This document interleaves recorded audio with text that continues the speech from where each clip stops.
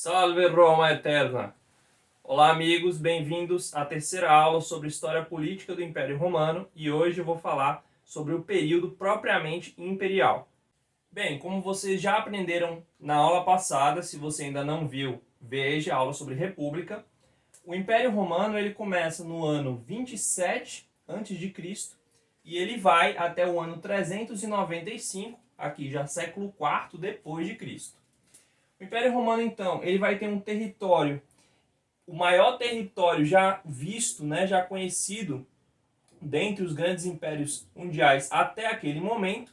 Esse território vai pegar parte da Europa, da Ásia e da África, ou seja, 3 grandes continentes. Quais são os antecedentes do Império?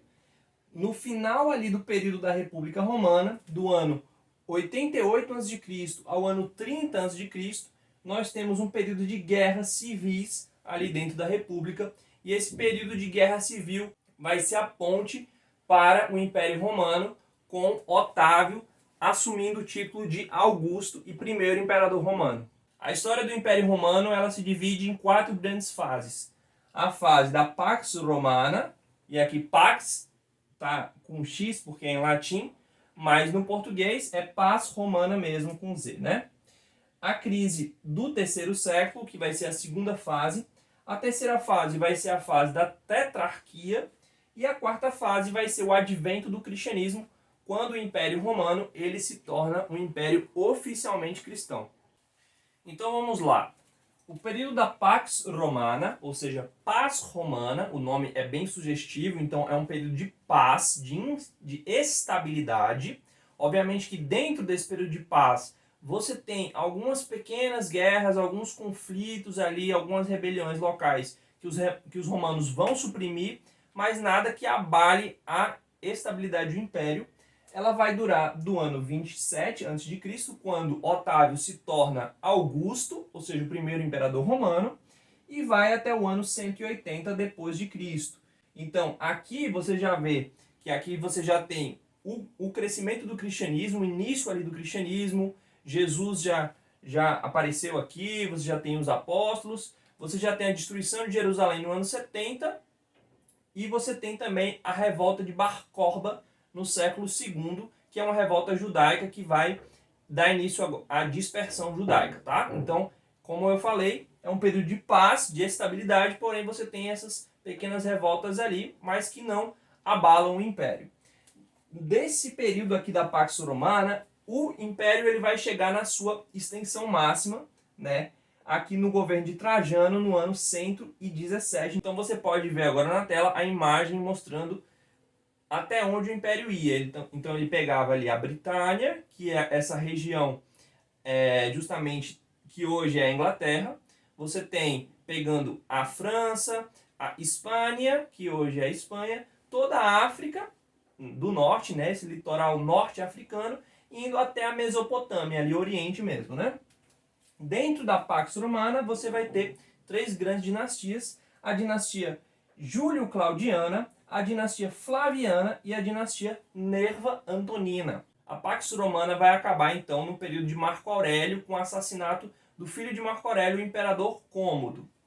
A partir daí, você tem uma ponte temporal, digamos assim, você tem um período menor até a próxima fase, que é a crise do terceiro século, que vai ser a dinastia Severa. Então a dinastia Severa já vai ser um outro períodozinho que está entre a Pax Romana e a crise do terceiro século. A crise do terceiro século, então, vai ser um momento de instabilidade, onde você não tem uma dinastia grande governando, você tem ali uma troca do poder, né, uma disputa muito grande pelo poder, e essa crise vai durar entre os anos 235 e o ano 284. Então aqui dentro do terceiro século, por isso que se chama crise do terceiro século. A crise do terceiro século, então, vai ser resolvida com a instituição da tetrarquia. Tetrarquia é uma palavra de origem grega que significa tetra-arque, ou seja, 4 poderes. Isso quer dizer o quê? Que o Império Romano, o território do Império, ele vai ser dividido em 4 partes. Você pode ver agora na imagem como essa divisão ficou, né? Então, a partir dessa divisão, você vai ter 4 nomes agora que vão governar o Império Romano: Constâncio, Galério, Maximiano e Diocleciano. Constâncio, ele vai ter como sua capital a cidade de onde ele governa, a cidade de Tréveris. Tréveris que fica ali na Europa Central. Maximiano, ele vai governar a partir do norte da Itália, da cidade de Milão. Galério, ele já vai ficar na região balcânica, na cidade de Sirmio. E Nicomédia vai ser a capital de Diocleciano, que fica na Ásia Menor. Acontece que a tetrarquia ela vai durar pouco tempo, porque a partir de Constâncio vai vir o imperador Constantino. Constantino ele vai acabar com esse sistema tetrárquico e vai reunificar o império, ou seja, ele vai dominar as outras regiões e vai tornar novamente o império centrado em uma única capital, que vai ser Constantinopla. Então, no ano de 330 depois de Cristo, Constantino, que já havia reunificado todo o império, ele era agora o único imperador, ele funda a cidade de Constantinopla a partir de uma antiga cidade grega chamada Bizâncio. Bizâncio, então, era uma cidade grega que ficava ali no limite entre a Grécia e a Turquia, ou seja, dividindo a Europa da Ásia. E Constantino vai perceber nessa cidade uma localização estratégica para que ele pudesse agora estar mais atento militarmente a todo o império. A partir disso, então, Bizâncio ela vai ser rebatizada com o nome Constantinopla, ou seja, cidade de Constantino, em homenagem ao próprio Constantino, e esse nome vai permanecer até a dominação árabe, turca, muçulmana, que já vai ser agora depois, né, da Idade Média, já próximo da modernidade. É com Constantino também que a gente vê o Império começar agora a se tornar cristão. No ano de 313 depois de Cristo, Constantino vai decretar o Édito de Milão. O que era o Édito de Milão? Bem, os imperadores anteriores a Constantino, lá desde a época do imperador Nero, eles eram avessos ao cristianismo. Ou seja, quando o cristianismo surge, por volta do ano 30, 40, 50, e vai crescendo cada vez mais, os imperadores eles tentam suprimir o cristianismo com perseguições. Os cristãos são jogados nas arenas para ser devorado pelas feras, e o cristianismo é proibido em todo o império. Isso vai acontecer porque existia um culto da figura do imperador. Ou seja, o imperador ele era considerado uma figura tanto espiritual quanto política, uma figura tanto divina quanto humana.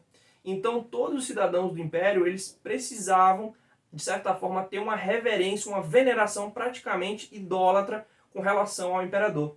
E os cristãos se recusaram a isso. Eles disseram, olha, nós só adoramos a Jesus Cristo, que é o nosso Deus. Então nós não podemos prestar essa adoração que o imperador requer de nós. Isso não soou bem aos olhos dos romanos e disse, olha, então vocês estão proibidos, a sua religião não pode, porque isso vai destruir o império. Mas aí Constantino, depois de praticamente quase 3 séculos, quer dizer, o cristianismo surge ali por volta do ano 30 e Constantino ele só vai permitir que a religião cristã se torne legítima, se torne legalizada dentro do império em 313. A partir desse Édito de Milão, então, o cristianismo ele para de ser perseguido. Ele não é mais considerado religião ilegal. E o império se torna, de certa forma, assim, laico. Não laico no sentido de contra a religião ou sem religião, não é nesse sentido. Mas é no sentido de que todas as religiões são permitidas. Então Constantino ele nem vai contra a antiga religião tradicional do politeísmo, mas ele também não descarta o cristianismo. Mas por que Constantino decidiu fazer isso, né? Conta-se a história tradicional, com um certo aspecto até meio que folclórico, meio que lendário, de que Constantino ele teria sonhado, e no sonho dele ele teria visto as iniciais de Cristo. O X, que na verdade em grego se chama Ki, e o P, que em grego na verdade é o Rho. Esse Ki e Rho formaria então o CR, ou Cri, do Cristo. Então esse monograma, né, esse cristograma, ele ficou famoso porque ele apareceu nesse sonho para Constantino e o próprio Cristo falava para ele, olha, com esse símbolo você será vitorioso, com esse símbolo você vencerá. Então ele passou a adotar esse símbolo nas suas lutas, nas suas batalhas, nas suas guerras, para que esse símbolo pudesse garantir para ele a vitória. Aqui nós chegamos então à fase final do Império Romano, que é a fase cristã. Bem, depois da dinastia constantiniana, vem a dinastia valentiniana, onde o cristianismo vai cada vez mais ganhando força dentro do império. E por fim vem a dinastia Teodosiana. Com a dinastia Teodosiana e com o imperador Teodósio I, que foi o fundador dessa dinastia, então o cristianismo se torna a religião oficial do império a partir do Édito de Tessalônica. O Édito de Tessalônica, então, ele é promulgado na cidade de Tessalônica, na Grécia, em 380 d.C., e agora todas as religiões estavam proibidas dentro do Império Romano de forma pública. Ou seja, somente o cristianismo era a religião oficial. A partir de Teodósio, o império ele vai se dividir. Então, o último imperador ele vai dividir o império na parte ocidental e na parte oriental. É aqui que nessa divisão a gente data o fim do Império Romano, 395. A partir desse momento você tem o Império Romano do Ocidente e o Império Romano do Oriente. E aí cada um deles vai ter uma cronologia e toda uma história diferente. O Império Romano Ocidental, por exemplo, ele vai cair muito antes do Oriental. Ele só vai durar até 476 d.C., ou seja, século V. Já o Império Oriental, ele vai durar até o século XV, até 1453, com a dominação turca, certo? A parte oriental, então, teve como seu primeiro imperador Arcádio, que era irmão de Honório. Então, eles dois foram os dois irmãos, filhos do imperador, que ficaram cada um com cada lado do império. Arcádio, então, ele vai governar a partir de Constantinopla, que vai ser sempre a capital do Império Oriental. E Honório, ele primeiro vai ter como sua capital a cidade de Milão, que fica no norte da Itália, e depois a cidade de Ravenna, que fica na região da Emília-Romagna. É em Ravenna, então, que acontece a Batalha de Ravenna, como eu falei, no século V, 476, e o Império Romano Ocidental ele vai desaparecer. Por que isso aconteceu? Porque o Império Romano Ocidental ele estava em conflito com os povos germânicos. Os povos germânicos, então, eram povos de origem mais ao norte, na região da Magna Germânia, povos que vêm ali mais ou menos da Dinamarca, o que hoje seria Dinamarca e Alemanha.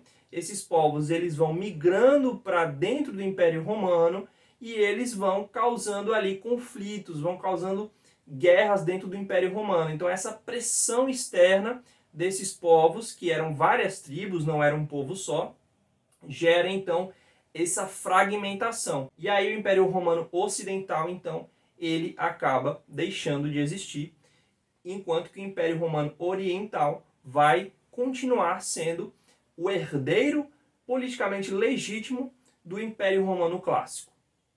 Bem, pessoal, aqui eu acabo essa série de aulas sobre a Antiguidade Clássica, sobre a história política do Império Romano, e a partir de agora as aulas já vão ser sobre a Idade Medieval. Espero que vocês tenham gostado. Deixem o seu like se você gostou, deixe nos comentários qualquer dúvida, qualquer sugestão, qualquer crítica. Envie essa aula para alguém que você sabe que está gostando desse assunto, que quer estudar mais esse assunto, precisa estudar esse assunto para a prova. E um abraço!